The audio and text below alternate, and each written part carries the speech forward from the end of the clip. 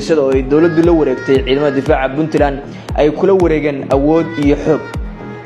goobta lagu dagaalamayo ay aysan suurtagal ahayn inuu galo gaadiid waxa ciidamadu ay gaadiid ahaan u isticmaalayeen sahayda iyo waliba rasaastana ku qaadanayeen dameeraha iyo gaadiidka kale ee awrta oo goobahaasi ay iyaga kaliya mari karaan suurtagalna ahayn in gaadiidka dagaalku ay maraan dhimasho iyo dhaawacyo kala duwan oo labada dhinac ayaa la soo sheegayaa iyadoo ciidamada Puntland ay askar kooban halkaasi kaga geeriyootay in kasto xogta rasmiga laga sugayo taliska ciidamada difaaca ee Puntland waxa sidoo kale dadka geeriyooday ku jira Allah u raxmaday dhakhtar dhalinyaro oo lagu magacaabay Dr. Rijaal Ali oo kamid ah dhaqaatiirta ku sugnaa furimaha hore